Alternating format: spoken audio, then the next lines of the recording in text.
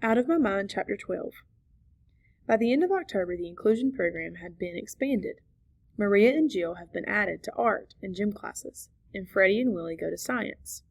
Me, it's the first time I've ever gotten to change classes for different subjects in my life. Now when the bell rings, instead of wondering what's happening out there in the halls, I'm out there too. It's awesome. I plow through the crowds in my electric chair like a power mower in thick grass. Sometimes kids wave or say, "What's up?" Every once in a while, someone will even walk with me to the next class. Cool. But inclusion doesn't mean I'm included in everything. I usually sit in the back of the room going crazy because I know the answers to things and can't tell anybody. "What's the definition of the word dignity?" one of my teachers asked a few days ago. Of course I knew, so I raised my hand, but the teacher didn't notice the small movement I'm able to make. And even if she were to call on me, what then? I can't very well yell out the answers. It's really frustrating. During parent conferences early this month, my parents came in to meet Miss Shannon and the other teachers. Instead of leaving me on my own in a corner somewhere, Miss Shannon pulled me into the circle of teachers who are involved in the inclusion program. She is so great. She patted the arm of my chair and smiled. This child's got some serious smarts. She's going to be our star in this program. I did my usual screeching and kicking. I think I would have kissed her if I could, but that would have been pretty sloppy, I guess. "Well, it's about time somebody recognizes what we've always known," my dad told Miss Shannon. "We really appreciate the opportunity to let her show what she can do." Mom was especially pleased to find out I'd been assigned a mobility assistant, an aide of my own. "Finally," Mom said, relief in her voice. "We've been asking for this for years." Budget-busting paperwork. A system that runs on grits instead of good sense. "I'm so sorry," Miss Shannon replied, shaking her head. "I'm trying to get all the students in H5 the services they need, but I smacked an aid for Melody way up on top of my list. So we'll see how it goes. I'm expecting a wonderful school year." "So cool," I tapped on my board. "An aide! Wow!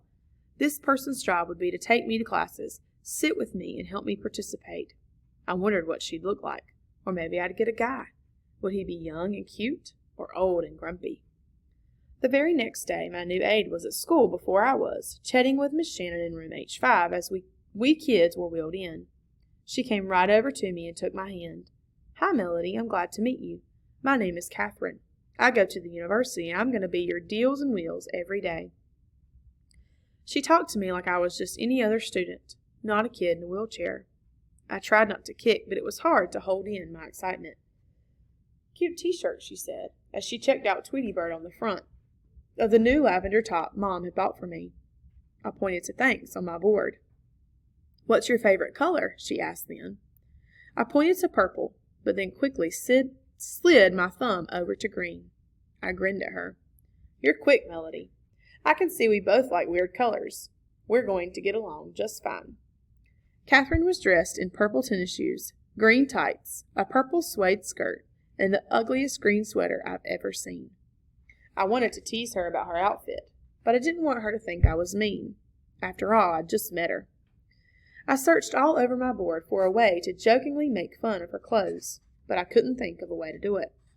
So I gave up. It's so hard to say stuff. So now it's Catherine who helps me at lunch so I don't make a mess, and Catherine who reads off the answers I point to on my board. She's added some more words and phrases to it, and she helped Miss Shannon order the books I need to read.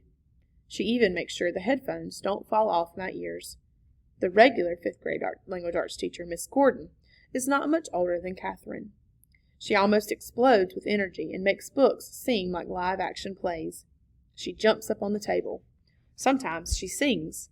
She lets the class act out parts of stories, and sometimes she even turns books into games. "Vocabulary bingo," Miss Gordon announced one morning. "Donuts to the winning team." As they played, my classmates broke their necks to get the right definition, screamed out answers, and groaned when they messed up. In just half an hour, every student in the room knew all 20 vocabulary words. Miss Gordon gave donuts to the losing team, too, but the winners got the ones with the chocolate sprinkles. I knew all of the definitions, but the other kids moved too fast for me. Chocolate would have made a mess on my clothes anyway. One unusually warm day this week, Miss Gordon brought in fans and spray bottles of water and let us eat popsicles in her class. Orange ones, of course, in honor of Halloween, while she read poems about pumpkins and ghosts. Catherine held my popsicle for me with a paper towel under my chin. We didn't spill one drop.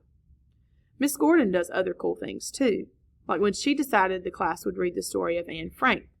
She had kids taking turns squeezing into a small space she had built under a table so they could understand how Anne might have felt. I couldn't do that, but I got the idea. And she's assigned other great books this semester.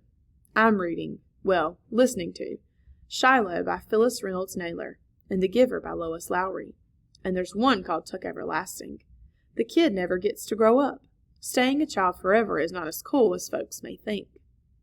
Because of Miss V, I could actually read the books, but the print is usually very small and it's hard for my eyes to stay on the right line.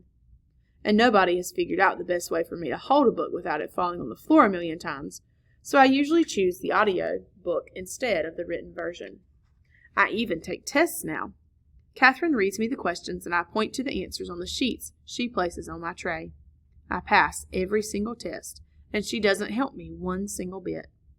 I would probably get 100% on each one, but some of the questions require long answers. I just can't explain with the words on my board. One time in spelling, Miss Gordon read the words aloud and I pointed to the letters on my board. Catherine wrote down what I pointed to so I could follow along with the test. Claire and Molly, who are always watching me, it feels like, began to complain. "It's not fair," Claire cried, waving her hand to get Miss Gordon's attention. "Catherine cheats for her," Molly added. "What is it with those two? It's like they're jealous of me or something, and that's just plain crazy." At the same time, I realized that they actually thought I had it easier. That sure was a first. Last Monday morning, Miss Gordon told the class, "As some of you may know, because I do this every year, our long-range 5th grade project this year is our biography unit.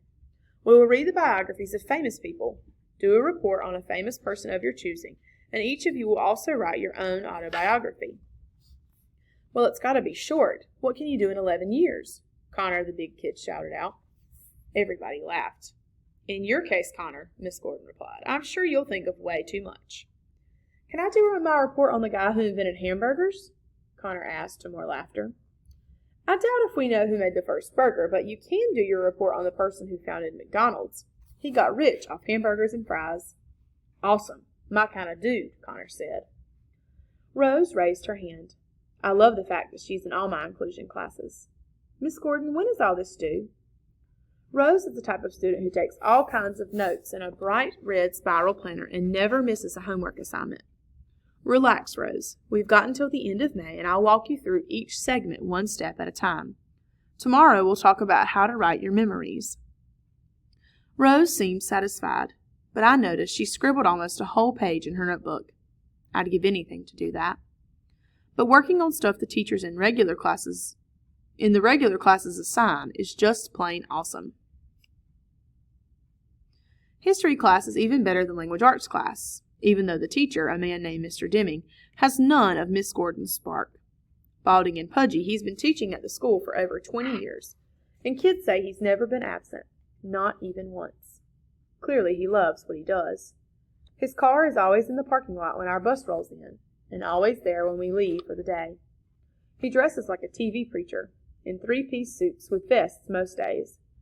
I've never seen him without a crisp white shirt and a colorful tie. I wonder if his wife picks them out. Some of them are really sharp.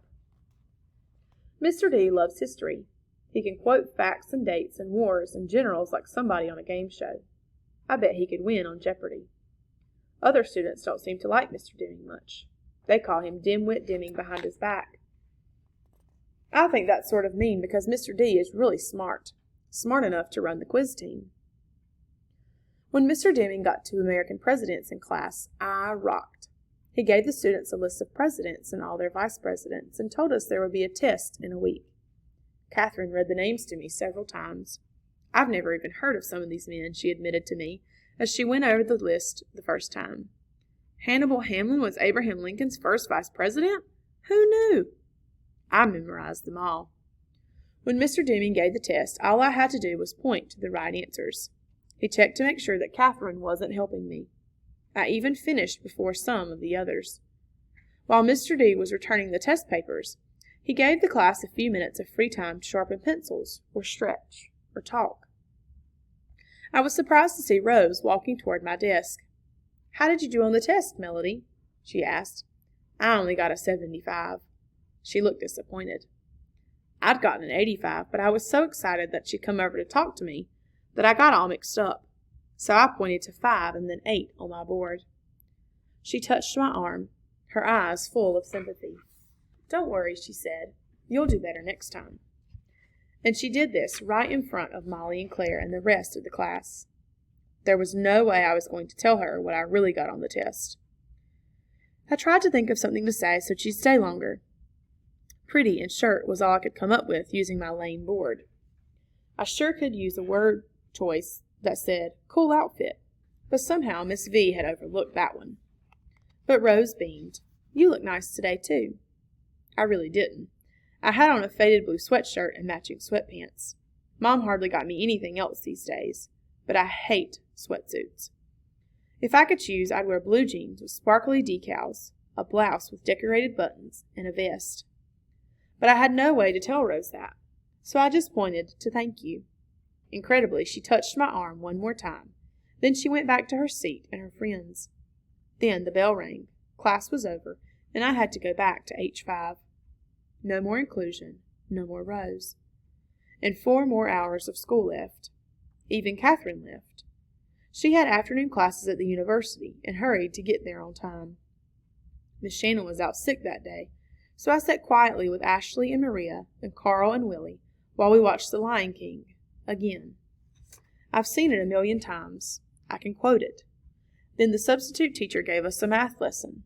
Addition again. When am I ever going to get to long division? I wondered what Rose was doing. It was a very long afternoon.